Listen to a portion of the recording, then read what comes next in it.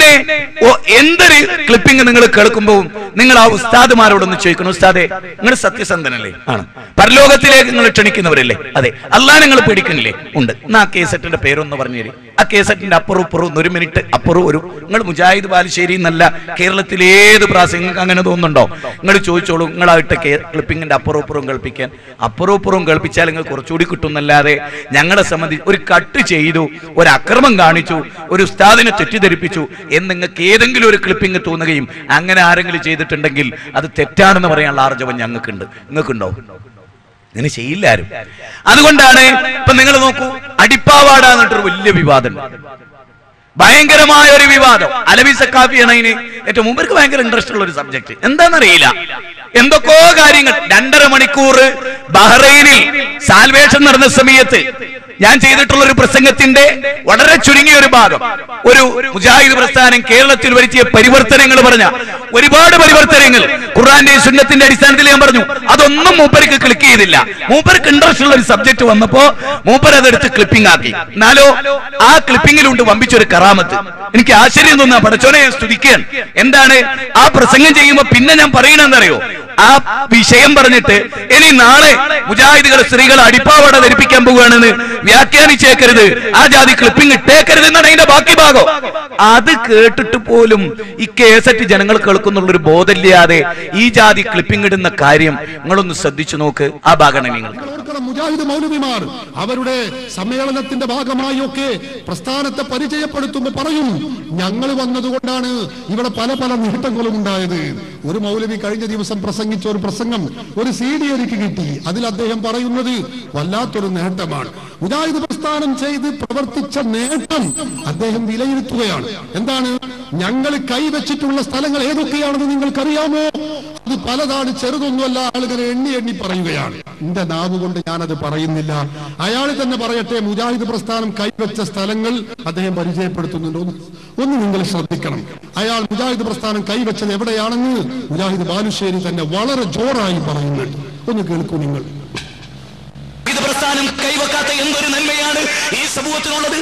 കേരളത്തിലെ മുസ്ലിം സ്ത്രീകൾ അടിപ്പാവാട ധരിക്കാത്ത ഒരു കാലം ഉണ്ടായിരുന്നു. അറിയുമോ നിങ്ങൾക്ക്? അവർക്ക് അടിപ്പാവാട ധരിപ്പിച്ച പ്രസ്ഥാനമാണ് മുജാഹിദ് പ്രസ്ഥാനം. കൊള്ളാം കൊള്ളാം. മുജാഹിദ് കൈവച്ച സ്ഥലങ്ങൾ ഇപ്പൊ ഞങ്ങൾക്ക് മനസ്സിലാകുന്നുണ്ട്. നിങ്ങൾ കൈവച്ച സ്ഥലങ്ങളാണിത്. മുജാഹിദിന്റെ പുരോഗമനമാണ് ഇപ്പൊ കേട്ടത്. ഒന്നുകൂടി വെച്ചുകൊടുത്ത അതുകൊണ്ട് കേൾക്കാൻ പൂതിയാണ്. ഒന്നുകൂടി വെച്ചുകൊടുത്ത അതുകൊണ്ട് കേൾക്കാൻ പൂതിയാണ്. ഒന്നുകൂടി വെച്ചുകൊടുത്ത അതുകൊണ്ട് കേൾക്കാൻ പൂതിയാണ്. ഇത് പ്രസ്ഥാനം കൈവക്കാത്ത എന്തൊരു നന്മയാണ് ഈ സമൂഹത്തിനുള്ളത്. കേരളത്തിലെ മുസ്ലിം സ്ത്രീകൾ അടിപ്പാവാട ധരിക്കാത്ത ഒരു കാലം ഉണ്ടായിരുന്നു. അറിയുമോ നിങ്ങൾക്ക്? അവർക്ക് അടിപ്പാവാട ധരിപ്പിച്ച പ്രസ്ഥാനമാണ് മുജാഹിദ് പ്രസ്ഥാനം. അവിടെയാണ് നിങ്ങൾ കൈവച്ചത് എന്നാണ് ഇപ്പൊ നിങ്ങൾ പറഞ്ഞിട്ടുള്ളത്. സഹോദരങ്ങളെ, ഇവിടെ നിങ്ങൾ ആദ്യം 2-3 കാര്യങ്ങൾ പ്രത്യേകമായിട്ട് മനസ്സിലാക്കണം. ഒന്ന്, ബഹ്റൈനിൽ നടന്ന മതം സമാധാനത്തിന് തീവ്രവാദം നാശത്തിന് എന്ന് പറഞ്ഞ ഒരു കേസറ്റാണ്. ആ കേസറ്റിലെ ഒരു ഭാഗമാണ് ഈ ഉദ്ധരിച്ചത്. ആദ്യം മൂപ്പര് പറയുന്ന ഒരു കാര്യം എന്താണ്? മുജാഹിദ് പ്രസ്ഥാനം കൈവെക്കാത്ത മേഖല. മൂപ്പർക്ക് ആകെ കൈവച്ച് പരിചയമുള്ളത് ആ സ്ഥലത്താണ്. എവിടെ? പാവാടയില്. മൂപ്പര് വെച്ച് ഈ കൈവെക്കുക എന്ന് പറഞ്ഞാൽ മലയാളത്തിലൊരു പ്രയോഗ. പള്ളി ദർസ് ചൊറിഞ്ഞുത്തിരിഞ്ഞ് ഓതിയോണ്ട് മലയാള ഭാഷ തിരിയില്ലല്ലോ. ഇപ്പൊ നിങ്ങൾ നോക്കൂ, കമ്മ്യൂണിസ്റ്റ് പ്രസ്ഥാനം കൈവെക്കാത്ത മേഖലയല്ല എന്ന് പറഞ്ഞാൽ അതിന്റെ അർത്ഥം എന്താ? ഓലൊക്കെ പവാടനടി കയ്യച്ചെന്ന അല്ല. മൂപ്പർക്ക് ആകെ കൈ എവിടെങ്കിലും വെച്ചിട്ടുണ്ടേ മൂപ്പര് എവിടെ വെച്ചിട്ടുള്ളൂ. അതുകൊണ്ട് മൂപ്പര് വിചാരിച്ച കിട്ടിപ്പോയി കയ്യച്ചൊരു മേഖല. കൈവെക്കുക എന്ന് പറഞ്ഞാൽ മുസ്ലിയാക്കന്മാരെ പഠിപ്പിച്ചു കൊടുക്കുക, ജനങ്ങളെ ഇടപെടുക എന്നാണ് അതിന്റെ അർത്ഥം. ഇടപെടുക. മുജാഹിദ് പ്രസ്ഥാനം ഇടപെടാത്ത മേഖലയില്ല. ഭാഷ അറിയില്ല. ഭാഷ അറിയെങ്കിൽ പള്ളി ദർസില് മലയാളം തിരിയാത്ത മുസ്ലിയാക്കന്മാര് കിതാബ് ഓതിക്കൊടുത്ത് അത് കേട്ട പാരമ്പര്യം പോലെ മലയാളം വായിക്കണം. കൈവെക്കുക എന്ന് പറഞ്ഞാൽ മൂപ്പർക്കാകെ പരിചയമുള്ള ഒരു മേഖലയായതുകൊണ്ട് മൂപ്പരെ പറഞ്ഞു. എന്നിട്ട് മൂപ്പര് പറയണെന്നറിയോ? എന്റെ നാവുകൊണ്ട് പറയാൻ എനിക്ക് ബുദ്ധിമുട്ടുണ്ട്, കാപട്യമാണ്. മൂപ്പർക്ക് ഏറ്റവും ഇൻട്രസ്റ്റ് ഉള്ള സബ്ജക്ട് അതാണ്. തൊട്ടടുത്ത് മൂപ്പര് പിന്നെ പറയാ, ഒന്നുകൂടി വെച്ചു കൊടുത്താ കേൾക്കാൻ പൂതിയാകുന്നു, ഒന്നുകൂടി വെച്ചു കൊടുത്താ കേൾക്കാൻ പൂതിയാകുന്നു. അപ്പൊ ആദ്യം പറഞ്ഞതോ ജനങ്ങളുടെ ഇടയിൽ മാന്യനാകുക. ഞാനൊരു മുത്തക്കിയാണെന്ന് വരുത്തി തീർക്കുക. ഇവനൊക്കെ ഇരുട്ടിൽ ഏതാ ജാതി ജനങ്ങൾക്കറിയില്ലേ? അതുകൊണ്ടാണല്ലോ ആ കേസറ്റില് ആ ഭാഗം മാത്രം മൂപ്പർക്ക് ക്ലിക്ക് ചെയ്ത്. മാത്രമല്ല, മുജാഹിദ് പ്രസ്ഥാനം കൈവച്ച മേഖലകൾ ബഹുവചന. എന്നിട്ട് എന്റെ ഒന്ന് മാത്രമായി പോയത്? മൂപ്പര കേസറ്റിൽ നിങ്ങൾ ശ്രദ്ധിച്ചില്ലേ? കൈവച്ച മേഖലകൾ എന്ന മേഖല എന്ന ഒറ്റക്കാരിയ ബാക്കിയും കുറെ പറഞ്ഞിട്ടുണ്ടല്ലോ. അതിന്റെ ഇടയിലാണല്ലോ അത് വന്നത്. അതെന്താ? അത് മൂപ്പരോക്കില്ല. മൂപ്പര് നിന്റെ നാവുകൊണ്ട് പറയാൻ എനിക്ക് ലജ്ജുണ്ട്, മൂപ്പര് എന്നെ പറയട്ടെ. പിന്നെ പറയണെന്നറിയോ? ഒന്നുകൂടി കേൾക്കാം പൂതിയാകുന്നു. അപ്പൊ മൂപ്പര് ഇൻട്രസ്റ്റ് എന്താ? മൂപ്പർക്ക് വലിയ പൂതിയ. അതിനെന്ത് ചെയ്താമെന്നറിയോ? ഒറ്റക്ക് റൂമിൽ ഇരുന്ന് കേട്ടാ മതി. അപ്പൊ ആ ഇൻട്രസ്റ്റിന്റെ പൂതി തീരും. ഇനി എന്താണ് യഥാർത്ഥത്തിൽ ആ കേസറ്റിലുള്ളത്? എന്താ? അതൊന്ന് കേട്ടു നോക്കി, നിങ്ങൾ നന്നാവും. ബാക്കി കേൾപ്പിച്ചു. ആണോ നിങ്ങൾ ആലോചിച്ച് നോക്കും. മുജാഹിദ് പ്രസ്ഥാനത്തിന് ഭീരുത്വം കൊണ്ടല്ലേ നിങ്ങൾ യുദ്ധത്തിനെതിരെ? ഞങ്ങൾക്കോ കാന്തപുരത്തിന്റെ തറവാട്ടിലേക്ക് കയറി ചെന്ന് തൗഹീദ് പറഞ്ഞ ഞങ്ങൾക്കോ? ആണോ ഉള്ളാളം ദർഗയുടെ പരിസരത്ത് എന്ന് തൗഹീദ് പറഞ്ഞ ഞങ്ങൾക്കോ? CM മടവൂരിന്റെ മക്കാമിന്റെ പരിസരത്ത് എന്ന് മക്കാമിന്റെ മുമ്പിൽ ചെന്ന് തൗഹീദ് പറഞ്ഞ ഞങ്ങൾക്കോ? ബാബരി മസ്ജിദ് പൊളിച്ച ഉടനെ ഇന്ത്യന്റെ മതേതരത്വത്തിന്റെ കടക്ക് കത്തിവെച്ച ഡിസംബർ 6 ഉണ്ടല്ലോ, 1992 ഡിസംബർ 6, ഇന്ത്യ രാജ്യത്ത് മുഴുവനും കലാപം പൊട്ടിപ്പുറപ്പെട്ടപ്പോ മതം മനുഷ്യ സൗഹാർദ്ദത്തിന് എന്ന് പറഞ്ഞ് ചതുർദിന സമ്മേളനം നടത്താൻ മുജാഹിദ് പ്രസ്ഥാനം കാണിച്ച ധൈര്യത്തിനോ? ഏതാ മുജാഹിദ് പ്രസ്ഥാനത്തിന്റെ കുഴപ്പം? മുജാഹിദ് പ്രസ്ഥാനം ജനങ്ങളുടെ പൾസ് മനസ്സിലാക്കി പ്രവർത്തിച്ചു. മുജാഹിദ് പ്രസ്ഥാനം കൈവെക്കാത്ത എന്തൊരു നന്മയാണ് ഈ സമൂഹത്തിനുള്ളത്? കേരളത്തിലെ മുസ്ലിം സ്ത്രീകൾ അടിപ്പാവാട ധരിക്കാത്ത ഒരു കാലമുണ്ടായിരുന്നു. അറിയുമോ നിങ്ങൾക്ക്? അവർക്ക് അടിപ്പാവാട ധരിപ്പിച്ച പ്രസ്ഥാനമാണ് മുജാഹിദ് പ്രസ്ഥാനം. അറിയോ നിങ്ങൾക്ക്? അതിനർത്ഥം ഞങ്ങൾ പെണ്ണുങ്ങളെ പാവാട അടിക്കാൻ നടക്കുകയായിരുന്നു എന്നല്ല. ഇനി നാളെ അങ്ങനെ വ്യാഖ്യാനിച്ചേക്കണ്ട. പറഞ്ഞു വന്നതിന്റെ അർത്ഥം അതിന് പോലും അവസരമില്ലാത്തൊരു സമൂഹത്തെ.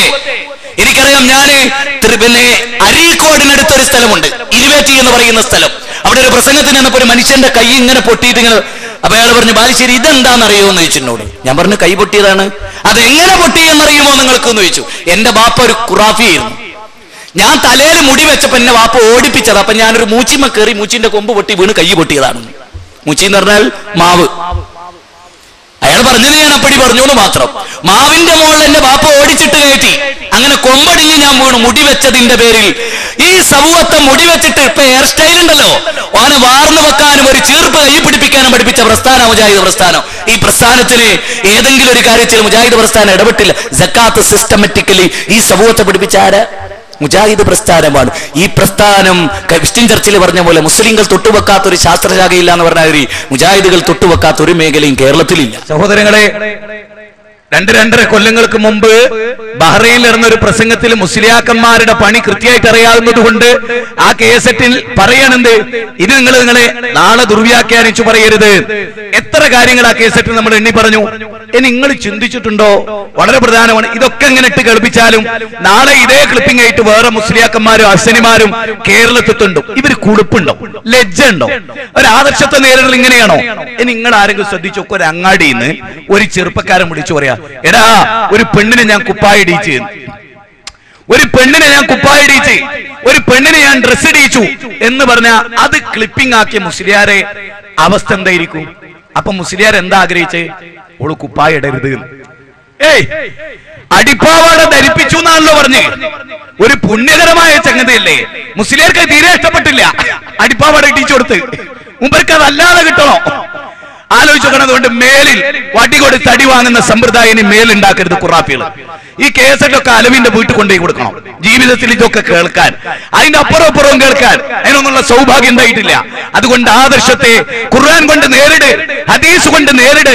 ഈ ജാതി ചെപ്പടാച്ചി കാണിച്ച ആളുകളെ പറ്റിച്ച് ഊറിച്ചിരിച്ച് മൂക്കറ്റം തിന്നും കുടിച്ചും ആനന്ദിച്ചും പണം വിഴുങ്ങിയും പാവപ്പെട്ടവരെ വഞ്ചിക്കുന്ന ഈ സമ്പ്രദായം, യാ അയ്യുഹല്ലദീന ആമനൂ ഇന്ന കസീറൻ മിനൽ അഹ്ബാരി വറുഹ്ബാനി ലയഅകുലൂന അംവാലൻ നാസ് ബിൽ ബാതിൽ വയസുദ്ദൂന അൻ സബീലില്ലാഹ്. സമൂഹമേ, സത്യവിശ്വാസികളെ, പണ്ഡിത പുരോഹിതന്മാരിൽ ഭൂരിപക്ഷവും നിങ്ങളെ ചതിക്കുന്നവരാണ്, അന്യായമായി നിങ്ങളുടെ ധനം തിന്നവരാണ്. വയസുദ്ദൂന അൻ സബീലില്ലാഹ്, അല്ലാഹുവിന്റെ മാർഗ്ഗത്തിൽ നിങ്ങളെ തടയുന്നവരാണ്. ഇതാണ് ഇവരുടെ പ്രവൃത്തി. നിങ്ങൾ മനസ്സിലാക്കണം.